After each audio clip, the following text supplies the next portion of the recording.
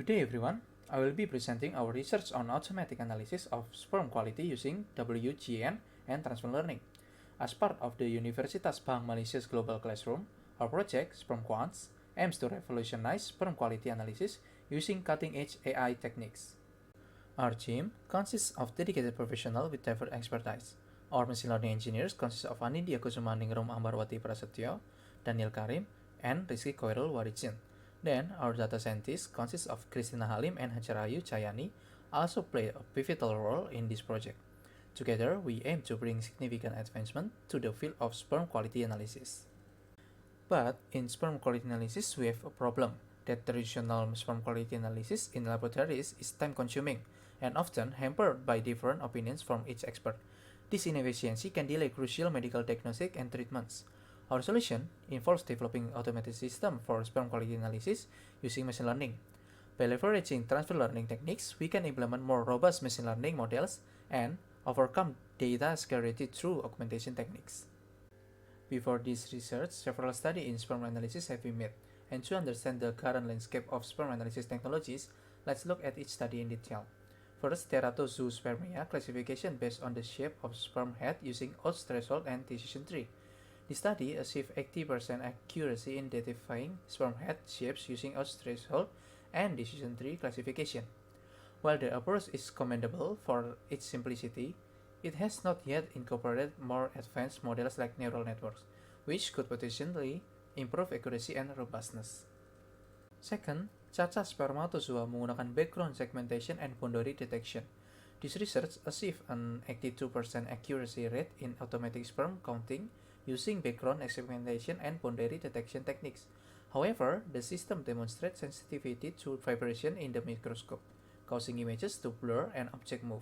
This issue highlights the need for more stable and resilient analysis method. The third is counting the amount of spermatozoa active per frame video using morphology and local adaptive threshold. The study introduced innovative video frame analysis to capture active spermatozoa more effectively. While it made significant strides in video-based sperm counting, it didn't validate the segmentation result with expert input or compare them with other clinical methods, leaving a gap in its practical applicability. The fourth is new methods for classification of spermatozoa morphology abnormalities based on macroscopic video of human semen. The study effectively distinguished spermatozoa from non-spermatozoa objects using macroscopic video analysis. Despite its effectiveness, it didn't utilize complex models like neural networks, which could enhance the classification accuracy and adaptability to different datasets. Overall, these studies highlight the progress in sperm analysis technologies but also underscore the limitation of traditional methods. Issues such as sensitivity to external factors and the lack of validation by experts point to the need for more robust and comprehensive solution. Our approach aims to address these gaps by incorporating advanced neural network models and extensive validation techniques. So we have some what we call room for improvement. First, the traditional methods of analyzing sperm quality are labor-intensive and time-consuming. They require manual evaluation by highly trained specialists, which introduce the potential for human error and variability in results. Additionally, these methods are often hampered by data scarcity as acquiring large, high-quality dataset is both challenging and expensive. Another significant issue is the sensitivity of these traditional methods to environmental factors, such as vibration and inconsistencies in sample preparation. These factors can lead to inaccuracies and unreliable results. Then, our goal is to develop a robust automated system that overcomes these challenges by leveraging advanced machine learning techniques, such as Wasserstein Generative Adversarial Networks, or WGNs, and transfer learning.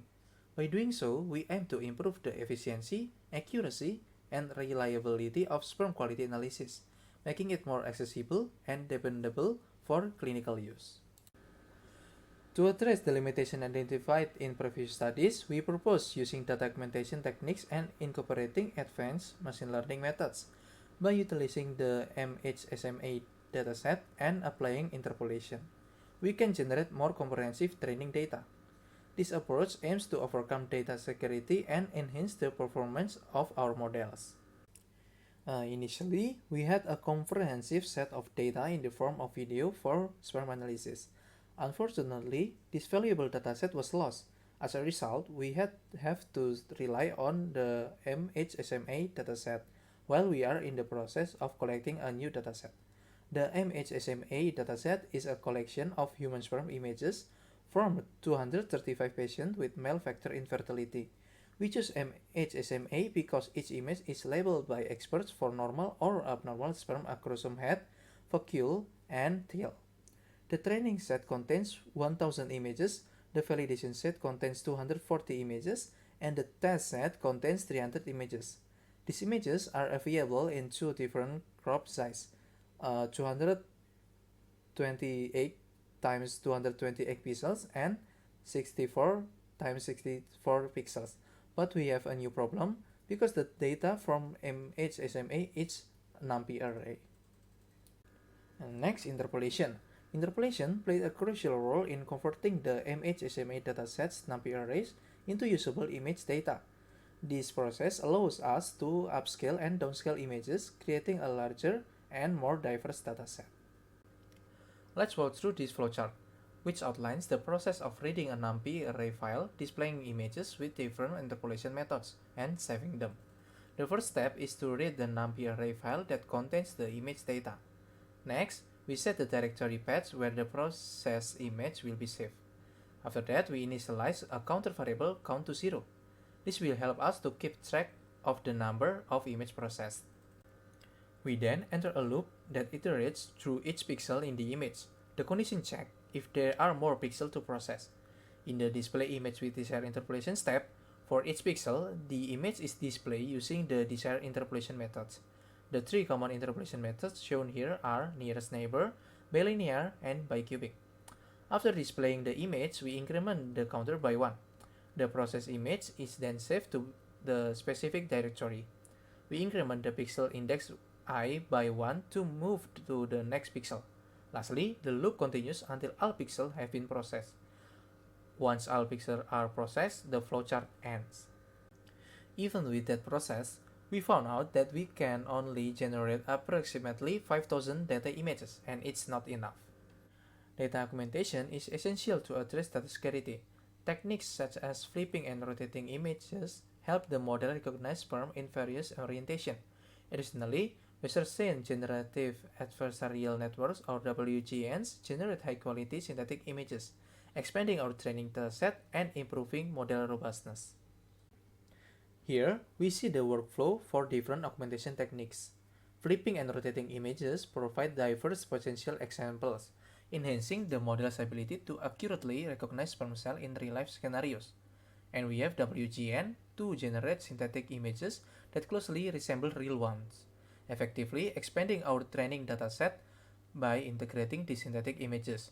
Our model gains a broader understanding and becomes more capable of accurately analyzing sperm quality.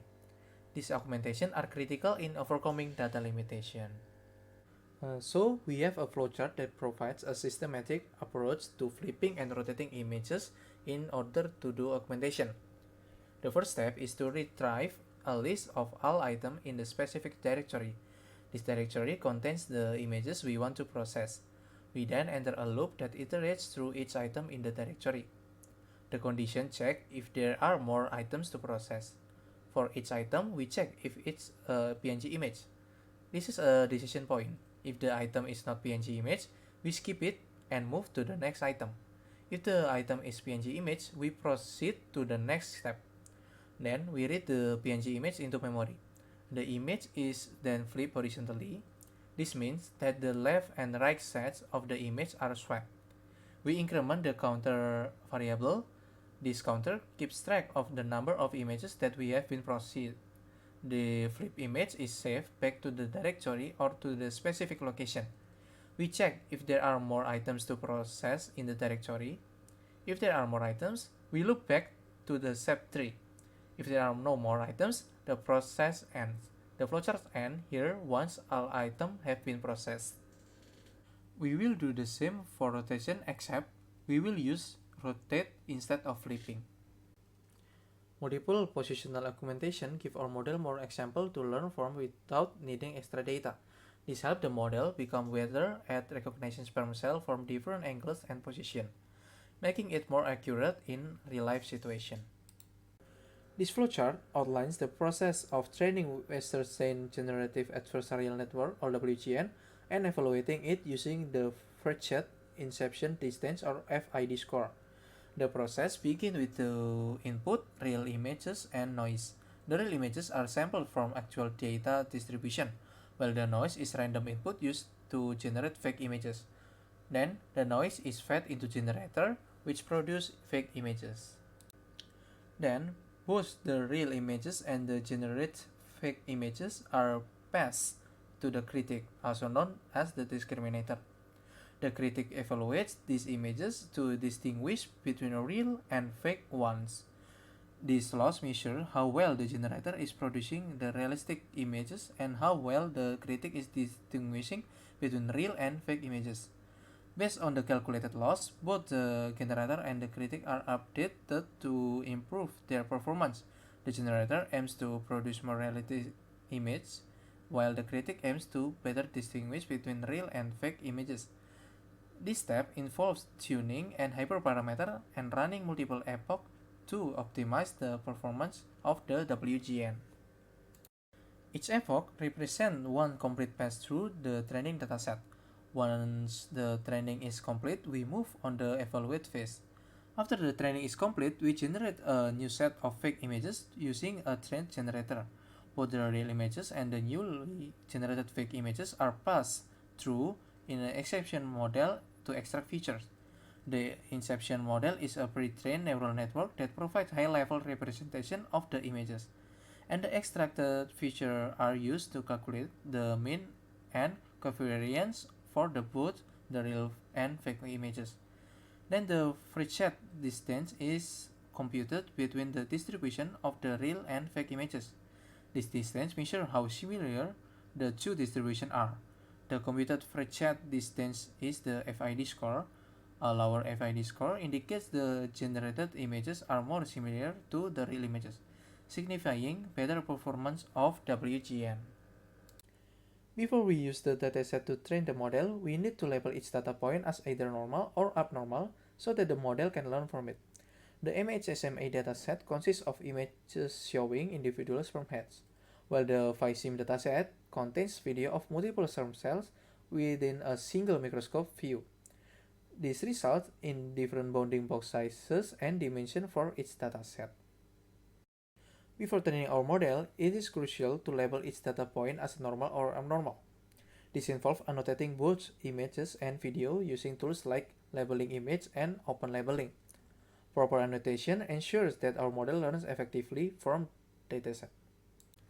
Firstly, the system opens the video file that contains the footage to be processed. The first frame of the video is read and processed. Then we select a bounding box around the object they wish to track. Then the KCF, kernelized correlation filters, tracker is initialized with the selected bounding box. The system enters the loop to continue tracking the object in subsequent frame. Then a new frame from the video is read. Then the tracker is updated with the new frame to continue track the object. Then the system checks if the tracking is successful. If the tracking is successful, draw bounding box on frame. The bounding box is drawn around the track object in the current frame. Then display the frame. The current frame with the bounding box is displayed. If the track is not successful, pop up a message indicating tracking failure is displayed. Then the loop is broken if the end of the video is reached or if tracking is no longer required. The video capture is released and any open windows are closed. Then the process ends.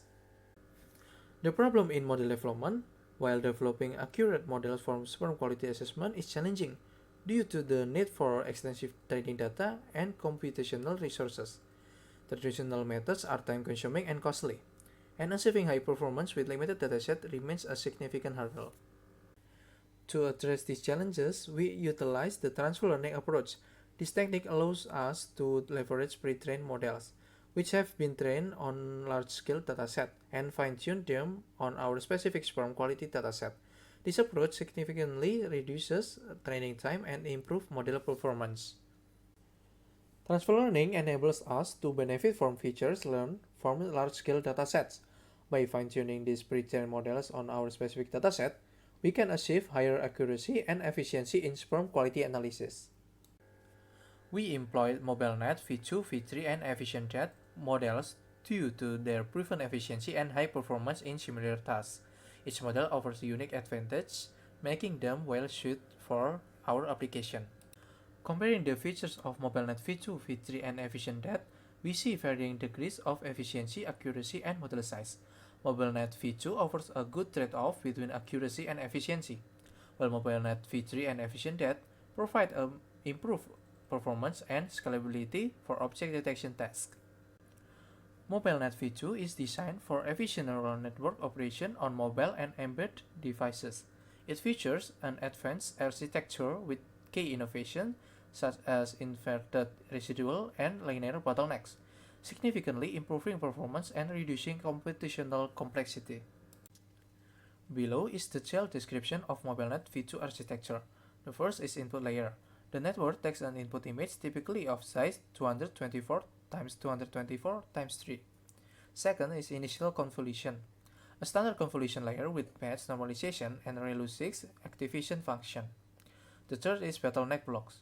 Each block includes: the first is expansion, pointwise convolution to increase the number of channels. Depthwise convolution applies convolution independently to each channel. Projection, pointwise convolution to reduce the number of channels. Residual connection adds the input to the output of the block when the dimension match. MobileNet V3 is optimized for mobile and edge device application, prioritizing both efficiency and performance. It includes squeeze and excitation blocks and edge switch non-linearities, providing a better accuracy and efficiency than its predecessor. Below is detailed description of MobileNet V3 architecture. EfficientDat is scalable and efficient object detector developed by Google Research. It employs EfficientNet as the backbone, by VPN as the feature network, and shares class or box prediction networks. This architecture optimizes feature fusion and detection accuracy while maintaining computational efficiency. Looking ahead, we plan to refine our model further and expand our dataset with more diverse and high-quality images. We aim to integrate additional data augmentation technique and explore new machine learning algorithms to enhance our model performance and accuracy. For the detail, in 2024, our focus is on research, data collection, data exploration, plan for validation, and model optimization.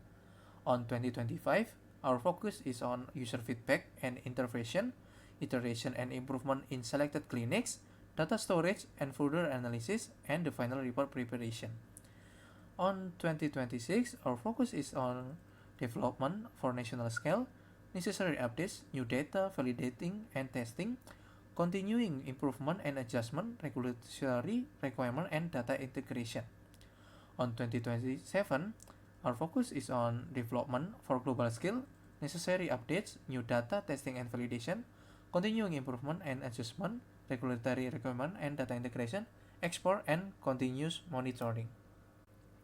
In conclusion, our project focuses on automating sperm quality analysis using advanced models like MobileNet V2, V3, and EfficientDat. By addressing data scarcity through augmentation technique, we can generate synthetic data and improve our model's robustness. Our approach promises to deliver significant advancement in field of sperm quality analysis, making it more efficient, accurate, and accessible. Okay, as we conclude our session today, I want to express my deepest gratitude for your attention and participation. It has been an honor to share my insight on the automatic analysis of sperm quality using WGN and transfer learning through SpermQuants at Universitas Pahang Malaysia's Global Classroom. I hope that the knowledge and ideas presented have been both enlightening and inspiring. The advancement in AI and its application in medical technology hold a tremendous potential, and your engagement in this discussion is crucial as we move forward in this exciting field. Thank you once again for joining me today. I look forward to the further interaction and collaboration. Together, we can drive innovation and make significant strides in our respective field. Have a great day, and see you in the future endeavors.